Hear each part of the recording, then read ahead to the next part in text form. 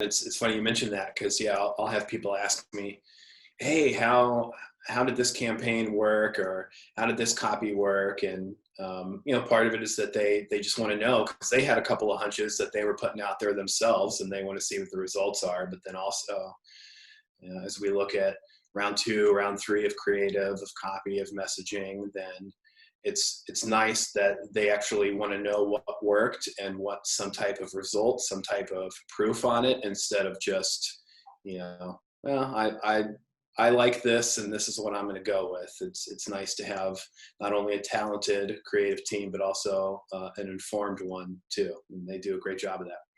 Yeah, and I think we've embraced A/B testing in a healthy way, where I've been around creatives where they hate it because it might prove a direction they feel strongly with. You know, people live and die by the numbers, and they feel threatened by it. I don't think our team does. I mean, even yesterday, I was looking at reviewing a campaign that was presented to a client, and I had questions on whether that was going to outperform other campaigns, and we all agreed, hey, everybody really likes this direction, and we're going to see the numbers. We'll learn from the numbers and go from there. But it wasn't a threatening conversation. It was more of like, yeah, we're all curious, and we're all going to we're going to try this and see how it goes, and then fund the winners. So Right. I think it's in a healthy balance right now. Absolutely. Yeah. So you mentioned this the other day. Telling people over dinner that you work in an agency wasn't always your direction. You had other career paths that you had considered before advertising. How did you go from that one to this one? Yeah, I went from wanting to be a sportscaster to getting into advertising, and part of that is the magic of a communication degree, because you can do a lot of things with that. And I kind of stumbled into advertising. Just had an opportunity to actually work temp to hire at Starcom, and frankly, I needed health insurance, so I said, "Yeah, let's give that a shot." And I was waiting tables and tending bar, and figured it was time to probably grow up a little bit. And I had the fortune of joining the digital team, which around 2000, 2001 was still kind of a new thing. So it was exciting that we were still trying to figure things out, and how does internet advertising work? What kind of things can you do? And certainly not to say that we have it all figured out now, but it was a really fun time.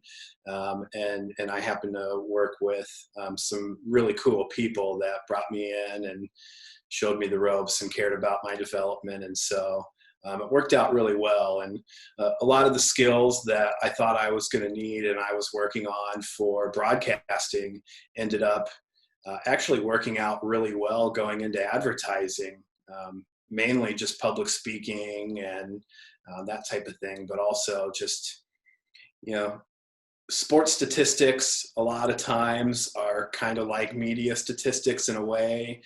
I'd often made a comparison of media buying to fantasy baseball, that, I know I'm going to need this many home runs, or I know I'm going to need this many sales. And so here's the roster I'm building in order to get that many home runs or that many sales. And so a lot of that line of thinking ended up translating pretty well. And here I am today, 20 years later, still doing it. So basically we need to go find the best fantasy people and start pulling them into internships, it sounds like. Yeah, I mean, it's crazy how it works. I mean, building a lineup, knowing what your goal is, knowing, maybe this particular player is going to give me home runs, and this particular player is going to give me triples. And I used to build media plans with that frame of mind. Where am I going to get site visits from? Who's going to give me the best conversion? I have goals that are slightly awareness and slightly e-commerce, and I've built this lineup that I'm buying media from, and let's see how it works. And sometimes you have to drop a player and pick up a new one. And just like in media, sometimes you have to not extend a buy with a certain media partner and find a new one. So maybe that is a good avenue to look at. People who are very good at fantasy sports might be good media buyers and optimizers. You you mentioned that you started in digital media about 2000, 2001. That was about the same time I started in the industry, but I came in through the UX design door. Mm-hmm. It's kind of fun to think back. It when I hear 2000, 2001, it doesn't sound like a long time ago, but there's a lot that's changed in our industry over that time. Are there things that stand out to you as either, oh, this part has changed a lot, or hey, remember when we used to do this, or we called ourselves these things, or whatever? Yeah. I think about tracking. That's certainly improved exponentially over the last 20 years. When I was starting out, we were looking at impressions and clicks, and you know, the thought of logging into Google Analytics to see how the audience is performing on site was not anything that we really thought about. Our feedback loop on back-end metrics was the client would send us an export from their CRM and say, yeah, it looked like sales went up while you were running your campaign, but now we can very directly attribute a click to a sale, and that's one of the things that has been one of the most exciting and useful developments for me, because it's not just a matter of if I'm sending you traffic and your sales go up, then I must have done well. I can actually equate a one-to-one relationship there, and that's still one of those things that isn't ironed out all the way. Attribution. I was talking about this the other day in one of our staff meetings, that attribution is still something that a lot of people have methods, and there are ways to model it out, but I don't think anyone really has it figured out yet. And we're getting there. We've gone a long way, but there's still a ways to go.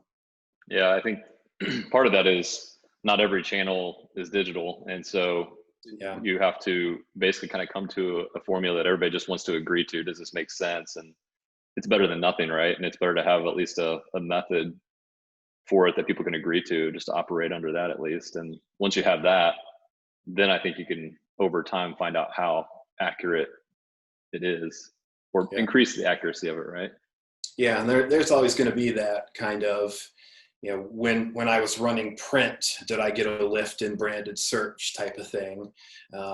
But then there are experiments where people will say, well, let's pull back on this particular channel and see if we have the inverse effect. And that's good for learning, but things like that always scare me too.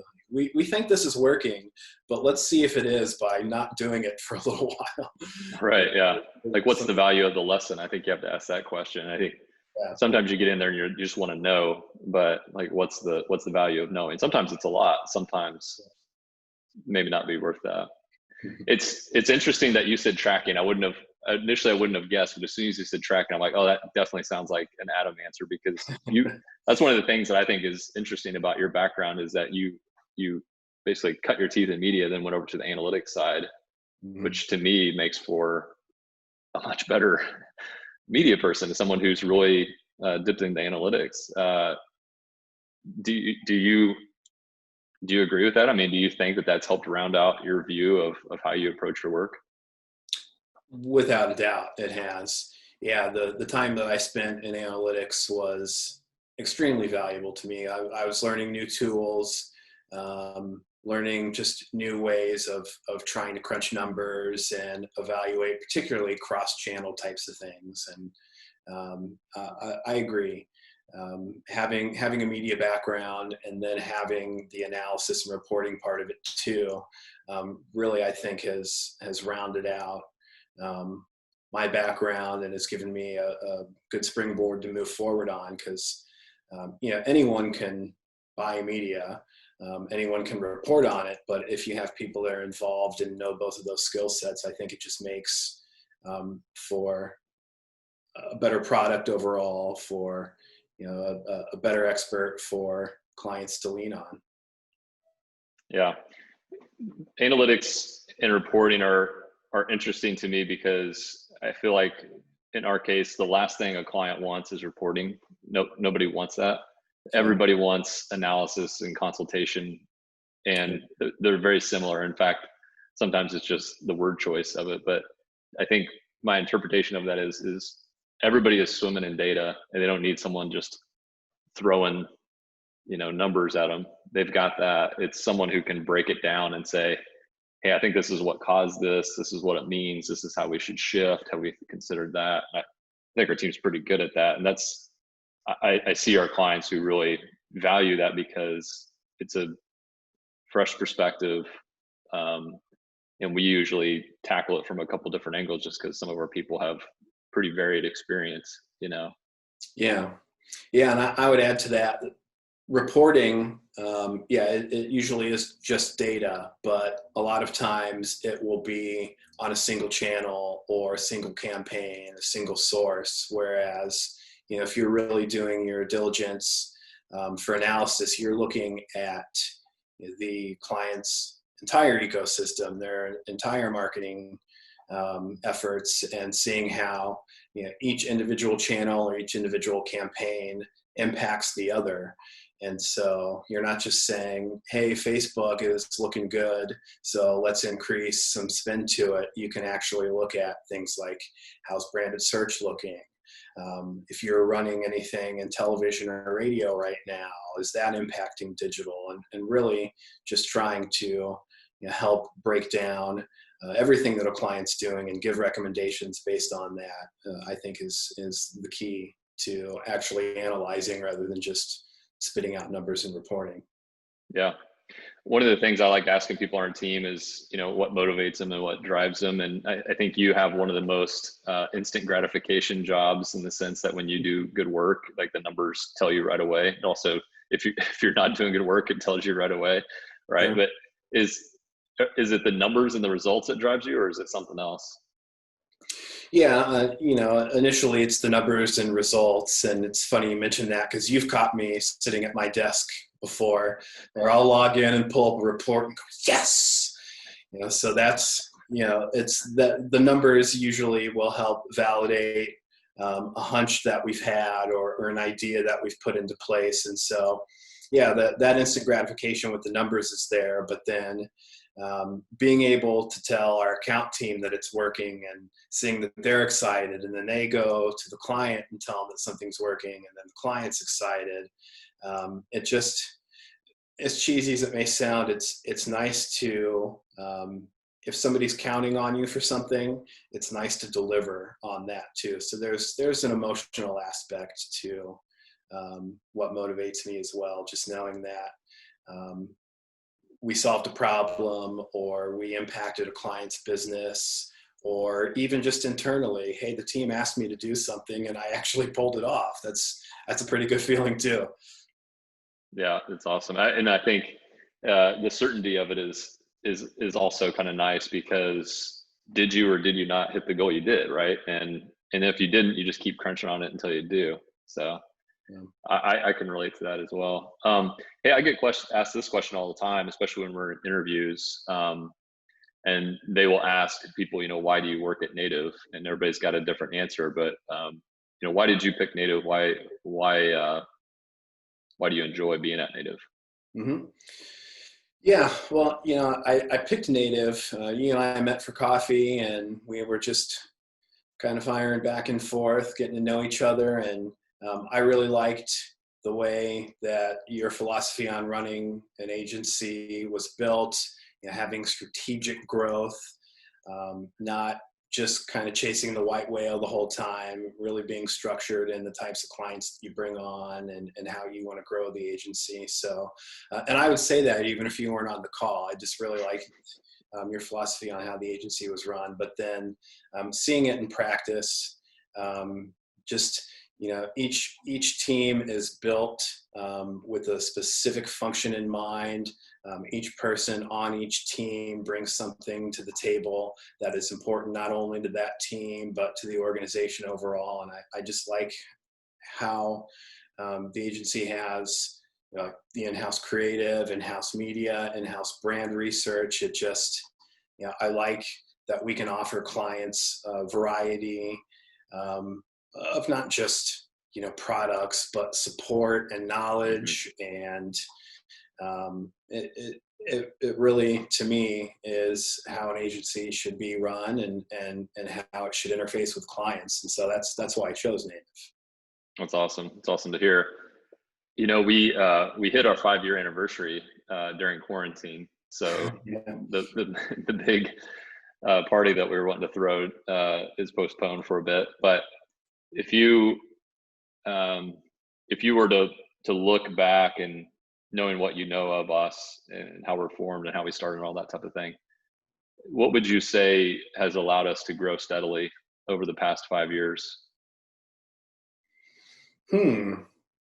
Um, I think one of the things that distinguishes Native is, I've been a part of a lot of projects that were very customized, were built very specifically for the client. It wasn't just an out of the box, here's your brand research deliverable, here's your media plan deliverable. We've done some very customized things for very specific clients. And I think that probably has a lot to do with it. Some agencies kind of have a mindset of clients will like what I tell them to like, and the deliverable that I've given to this client is going to be good enough to give to this client as well. And so I think just always listening to clients, putting in the work to understand their business, and to really find out what it is that's going to make them successful, and then delivering on that specifically, I feel is a big part of what's made Native successful. Yeah, that's cool. I agree with you there. If you think about what we might look like in the next 5 years, or maybe what you hope we look like in the next 5 years, do you have any predictions? Wow, I think we'll certainly grow. We'll have a cool new office space, which I know everyone's looking forward to. But I really feel like we'll look and feel pretty similar to how we do now. I think our approach is going to be very much what it is now. And certainly the media world is always changing, and what clients need will change. But I think we've always adapted to that, and we'll continue to do so. So yeah, we might have a bigger space and maybe bigger parties, but I think what's made native is not really going to change, no matter how big we get, or what types of clients we have in the future.